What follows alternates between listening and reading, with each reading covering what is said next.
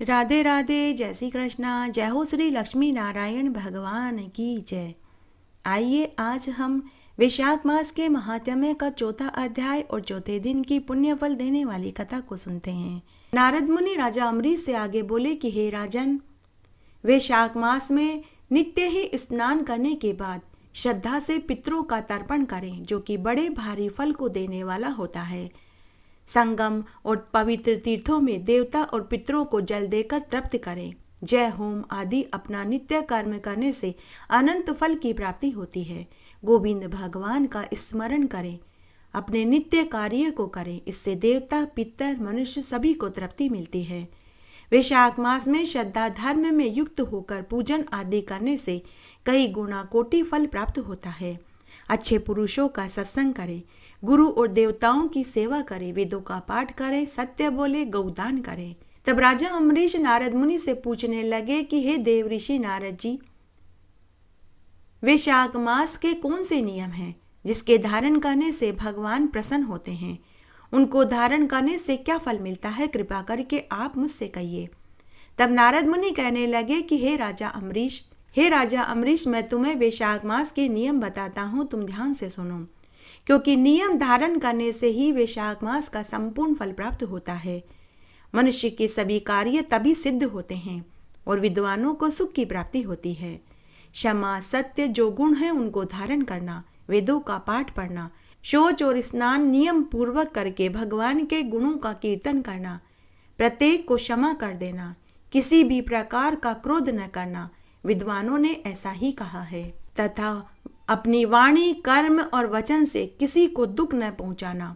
सत्य सब धर्मों में परम धर्म कहा गया है। सत्य ही तप है, सत्य ही ज्ञान है, सत्य से ही धर्म प्रतिष्ठित रहता है। अहिंसा धर्म का मूल कारण है। वैशाख मास के सेवन में कायिक, वाचिक, मानसिक किसी भी प्रकार से हिंसा न करें।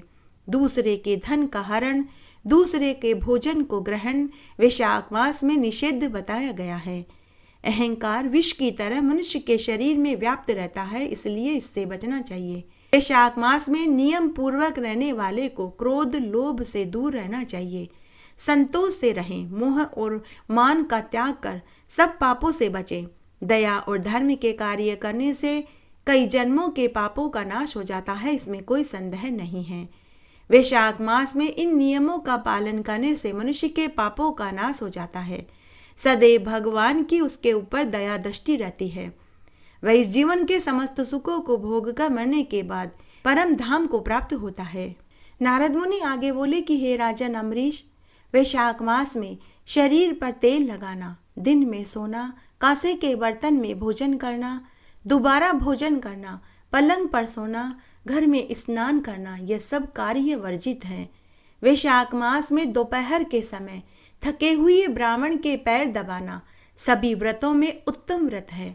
जो दोपहर में आए हुए थके हुए ब्राह्मण को बैठने के लिए सुंदर आसन देते हैं, उसके पैर दबाते हैं, ऐसे मनुष्य गंगा आदि सभी तीर्थों में जाकर स्नान करने जितना फल पा लेते हैं।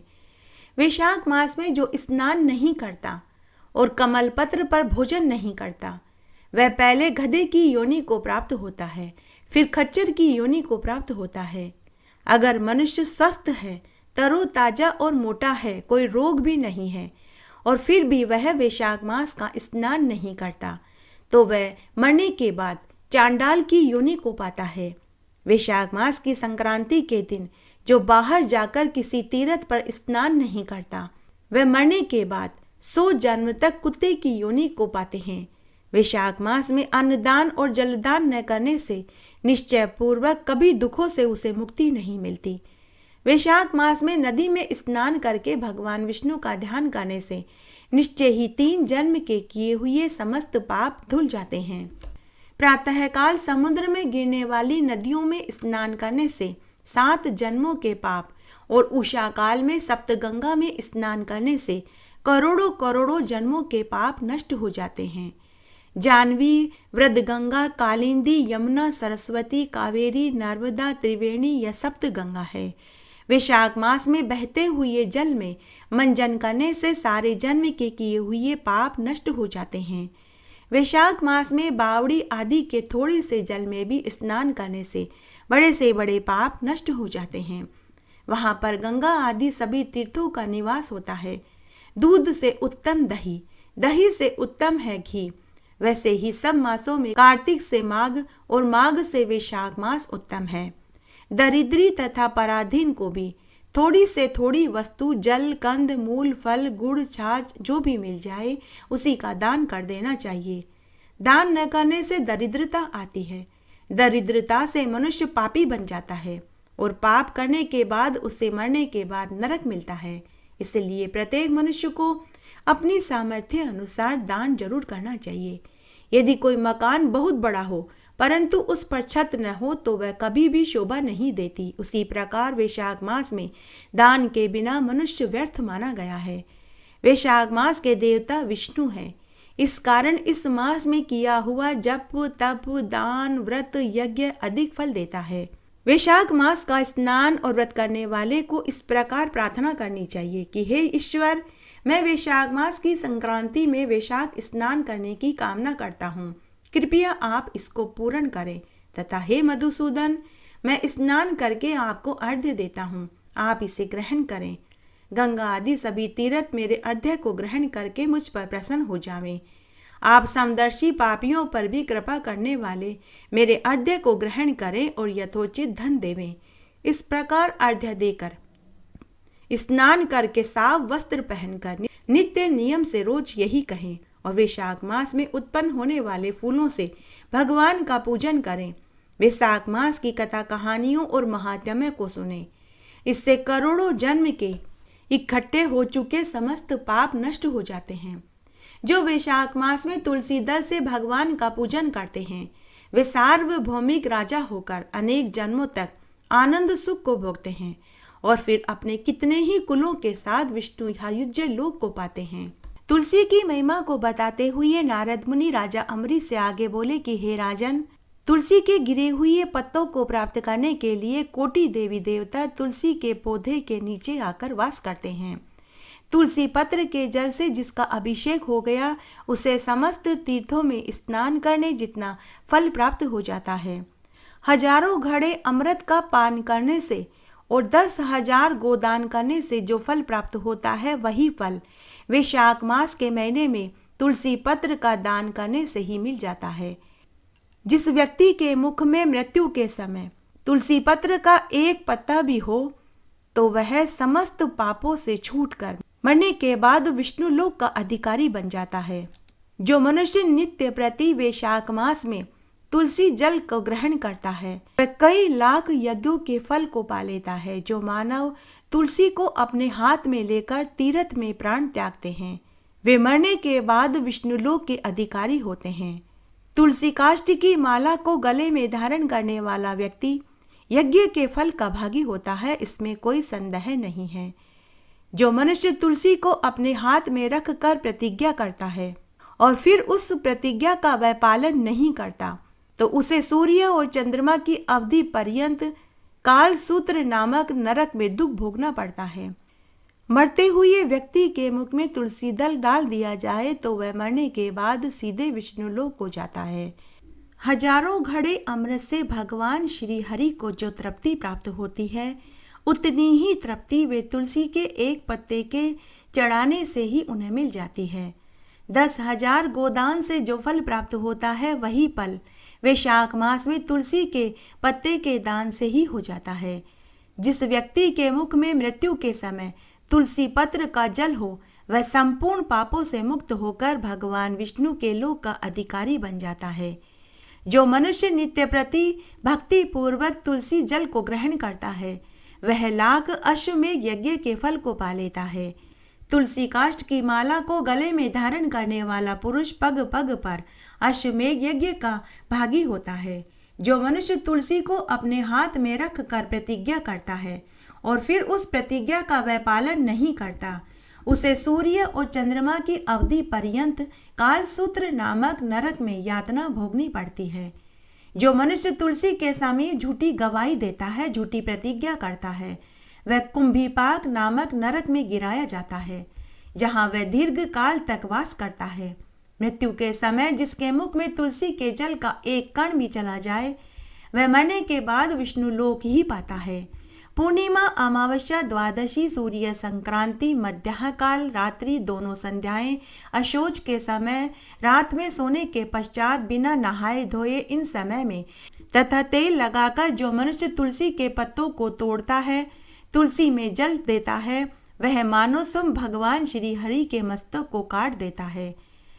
श्राद्ध, व्रत, दान, प्रतिष्ठा, देवा अर्चन के लिए तुलसी पत्र बासी होने पर भी 3 रात तक पवित्र ही माना जाता है।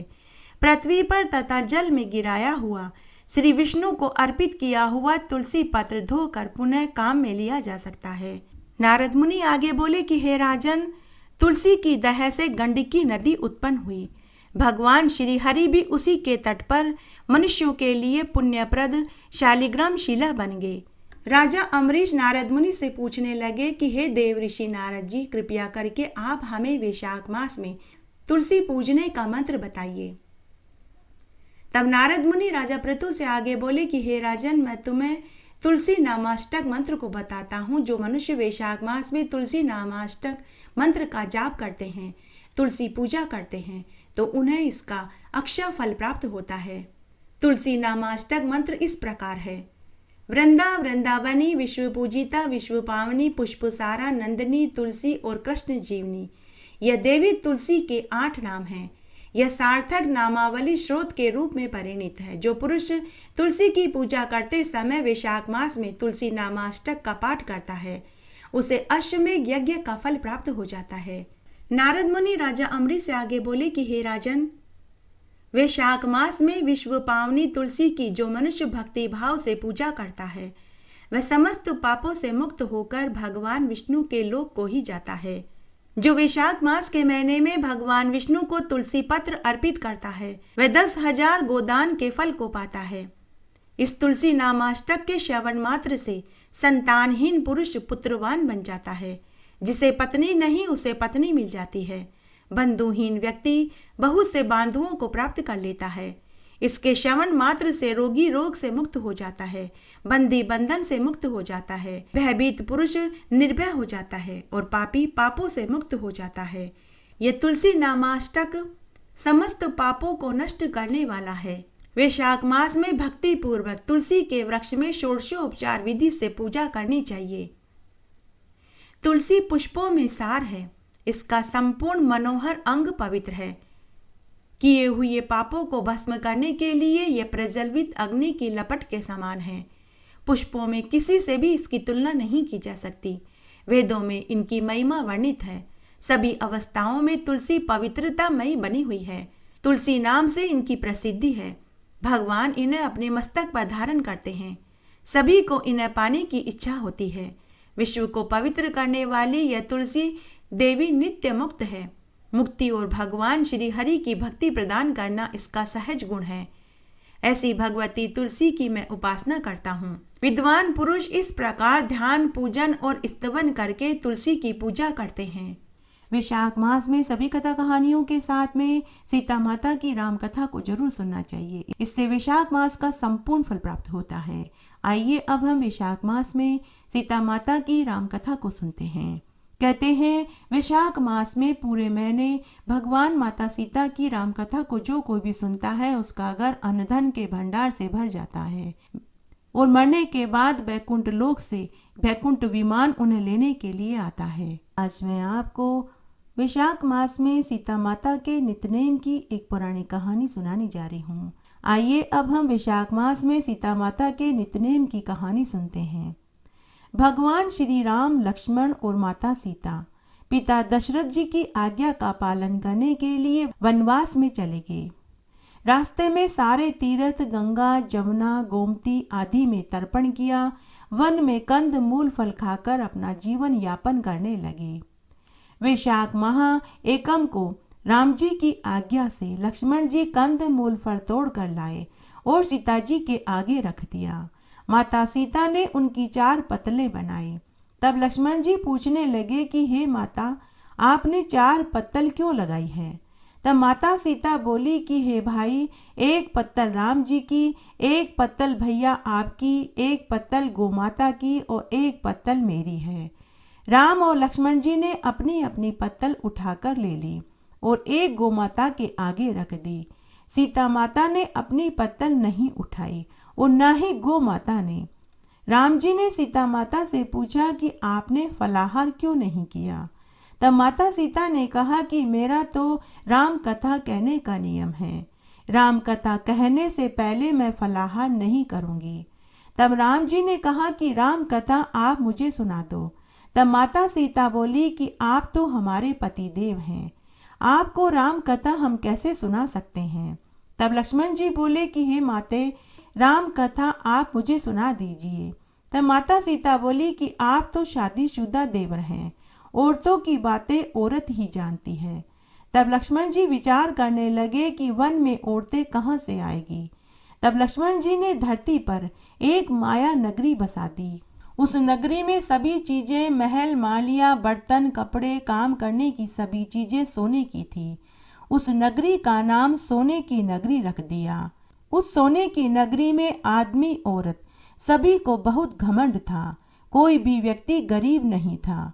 राजा से लेकर रंक तक सभी में अभिमान भरा हुआ था। तब लक्ष्मण जी ने माता सीता से कहा कि हे माते, यहाँ से थोड़ी दूर आगे जाने पर आपको पनघट पर बहुत सी पनिहारिनें मिलेंगी, आप उनको अपनी राम कथा सुना दीजिए।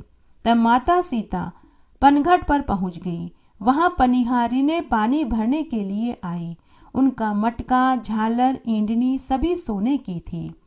माता सीता पनघट पर एक कोने में बैठ गई और औरतों से बोली कि राम राम, परंतु किसी भी औरत ने राम राम का जवाब राम राम से नहीं दिया, क्योंकि वे तो सभी अभिमान में डूबी हुई थी। थोड़ी देर में एक कुंवारी लड़की आई।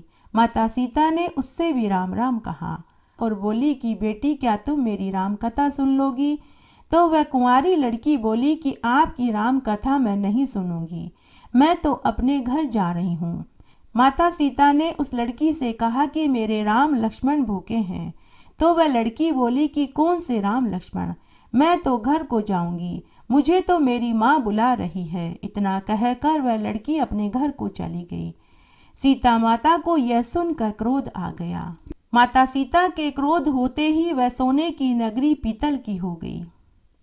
जब वह लड़की अपने घर पहुंची तो माँ ने अपनी लड़की से पूछा, तेरे जेवर, मटका, ईंडी सब पीतल के कैसे हो गए। तो वह लड़की अपने माँ से बोली कि माँ, मुझे नहीं मालूम, मैं तो सोने के जेवर पहनकर, सोने का मटका और सोने की ईंडनी लेकर कुएं पर पानी भरने के लिए गई थी, परंतु कुएं पर एक बहुत सुंदर सी तपस्विनी बैठी हुई थी।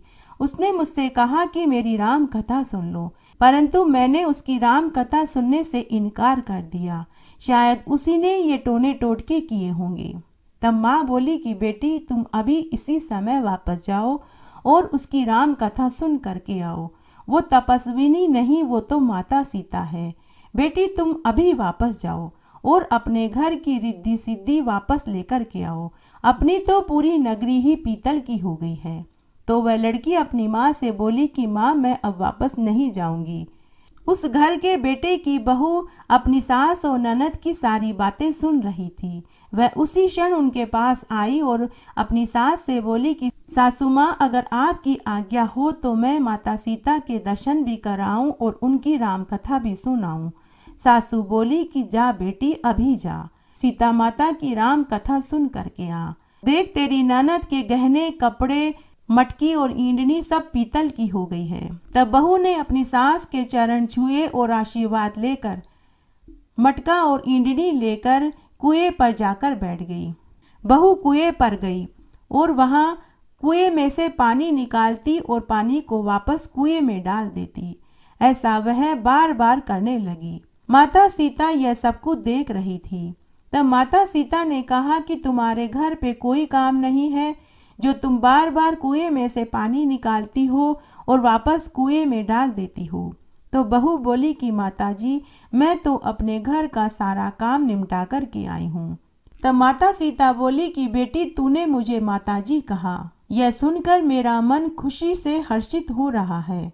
बेटी, अगर तेरे पास समय है तो क्या तू मेरी राम कथा सुन लेगी? बहू तो गई ही राम कथा सुनने के लिए थी, तो बहू झट से बोली कि माताजी, आप मुझे राम कथा सुनाइए। आपकी राम कथा सुनकर ही मैं घर को जाऊंगी। तब सीता माता राम कथा सुनाने लगी। चंदन की चौकी, मोतियों का हार, राम कथा हमारे गले का हार। राम ध्याऊं, राम मनाऊं, राम कहे तो परदेस जाऊं। तब माता सीता ने कहा कि बेटी, तूने मेरी इज्जत रख ली, भगवान तेरी इज्जत रखेंगे। हमारी मृत्युलोक में तूने सहायता करी है, तेरी भगवान स्वर्गलोक में सहायता करेंगे।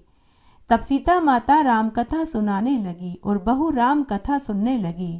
आओ राम, बैठो राम, जल भर झारी लाई राम, कीकर की दातून लाई राम, ठंडा जल भर लाई राम, सह परिवार पधारो राम, जुगला टोपी पहनो राम, कड़ा किलगी पहनो राम, माखन मिश्री लाई राम, माखन मिश्री खाओ राम, स्वर्ण सिंहासन लाई राम, स्वर्ण सिंहासन बिराजो राम, झालर टिकरा लाई राम, झालर टिकरा बजाओ राम, शंख ध्वनि लाई राम, जुग जुग पाँव लागू राम, निरखता रोमन मोहे राम, शरण अपनी ले लो राम, दूध कटोरा लाई राम, सीता चरण दबाए राम, सुखवर सेज सो राम, झालर पंखा ढोड़ो राम, हमें राम तुम्हें राम, रोम रोम में बसो श्री राम, घट घट में बिराजो राम, मुख में तुलसी बोलो राम, खाली बैठे क्या काम, जब बोलो जब रामी राम, बोलो पंछी रामी राम, पूर्ण होवे सब काम, मेवा चिरंजी लाई राम, रुच रुच भोग लगाओ राम, खट्टा मीठा चखो राम, चरखा परखा लाई राम, चरखा परखा चखो राम,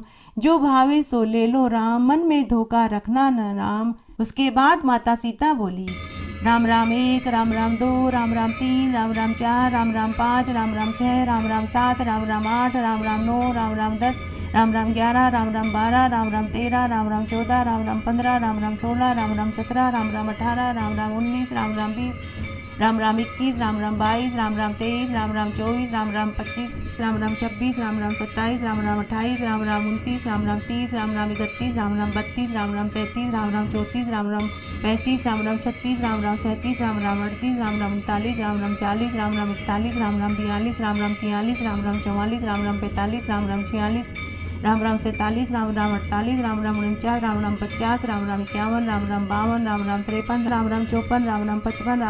53, राम राम 54, राम राम 55, राम राम 56, राम राम 57, राम राम 58, राम राम 59, राम राम 60, राम राम 61, राम राम 62, राम राम 63, राम राम 64, राम राम 65, राम राम 66, राम राम 67, राम राम 68, राम राम 69, राम राम 70, राम राम 71, राम राम 72, राम राम 73, राम राम 74, राम राम 75, राम राम 76, राम राम 77, राम राम 78, राम राम 79, राम राम 80, राम राम 81, राम राम 82, राम राम 83, राम राम 84, राम राम 85, राम राम 86, राम राम 87, राम राम 88, राम राम 89, राम राम 90, राम राम 91, राम राम 92, राम राम 93, राम राम 94, राम राम 95, राम राम 96, राम राम 97, राम राम 98, राम राम 99, राम राम 100, राम राम 101, राम राम 102, राम राम 103, राम राम 104, राम राम 105, राम राम 106, राम राम 107, राम राम 108। उसके बाद माता सीता ने भगवान राम के 108 बार नाम इस तरह बोले। इस तरह राम कथा पूरी हुई। तब माता सीता बहू से बोली कि बेटी, तूने मेरी राम कथा सुनी है और मेरी मदद करी है।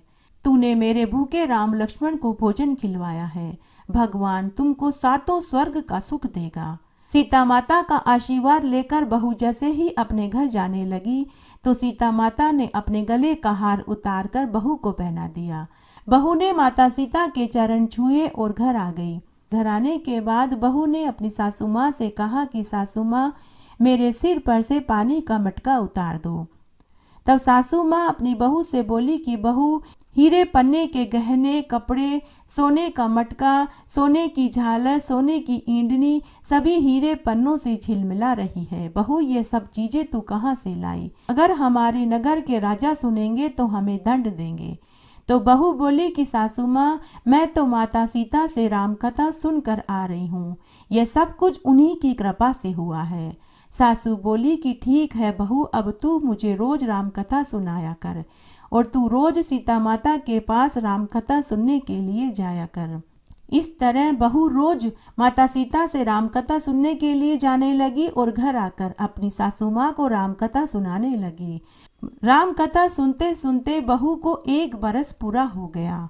तब बहू ने माता सीता से कहा कि माताजी, मुझे राम कथा सुनते सुनते 1 बरस पूरा हो गया है। अब मैं राम कथा का उद्यापन करना चाहती हूँ। मुझे आप इसके उद्यापन की विधि बताइए। तब माता सीता ने कहा कि बहू 7 लड्डू और 1 नारियल लेना, फिर इनके तू 7 भाग करना। 1 भाग मंदिर में चढ़ाएगी तो तुझे मंदिर बनाने जितना पुण्य फल मिलेगा। 1 भाग तालाब पर चढ़ाना तो तालाब खुदवाने जितना तुझे धर्म मिलेगा। 1 भाग भागवत पर चढ़ाना तो तुझे भागवत सुनने जितना फल मिलेगा।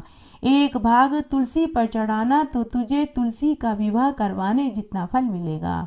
1 भाग कुंवारी कन्या को देना तो तुझे कन्यादान करने जितना फल मिलेगा। 1 भाग ब्राह्मण को देना तो तुझे ब्राह्मण को भोजन कराने जितना फल मिलेगा। 1 भाग सूर्य भगवान के चढ़ाना तो तुझे 33 कोटि देवी देवताओं को भोग कराने जितना फल मिलेगा। माता सीता से राम कथा के उद्यापन की विधि जानने के बाद बहू ने माता सीता के चरण स्पर्श किए और जल्दी जल्दी घर आई। वह हलवाई की दुकान पर गई, वहां से 7 लड्डू लिए और पंसारी की दुकान पर से 1 नारियल लाई। उसके 7 बराबर के भाग किए। 1 भाग मंदिर में, 1 भाग तालाब पर, 1 भाग भागवत पर, 1 तुलसी में, 1 कन्या को, 1 ब्राह्मण को और 1 सूर्य नारायण भगवान को चढ़ाया। सूर्य भगवान को चढ़ाते ही उसे 33 कोटि देवी देवताओं को भोग कराने जितना फल मिला। अब बहू फिर से माता सीता के पास आई और बोली कि माताजी, मैंने राम कथा की कहानी का उद्यापन कर दिया है। तब माता सीता उससे बोली कि अच्छा बहू, अब तुम बैठ जाओ। 7 दिनों के बाद बैकुंठ धाम से विमान आएगा और तुम उस विमान में बैठकर बैकुंठ धाम को चली जाना। उसके बाद 7 दिनों के बाद बैकुंठ से रिमझिम करता हुआ एक स्वर्ण का विमान आया। बैकुंठ धाम से विमान आया देखकर बहू अपनी सासू माँ से बोली कि सासू जी, बैकुंठ से विमान आया है, आप भी मेरे साथ चलिए। सासू बोली कि बहू, मैं अकेली कैसे जाऊं? अपने ससुर को, माता पिता को, भाई बंधु को, कुटुंब कबीले को, अड़ोसी पड़ोसी को, सभी को साथ ले लो। बहू ने सबको विमान में बैठा लिया, लेकिन विमान फिर भी खाली था।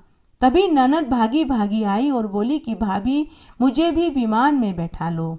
तभी बहू ने देखा कि विमान में जगह ही नहीं थी। बहू माता सीता से बोली कि माताजी, हमारी ननद रानी को भी विमान में बैठा लीजिए। माता सीता बोली कि तुम्हारी ननद घमंड से भरी हुई है।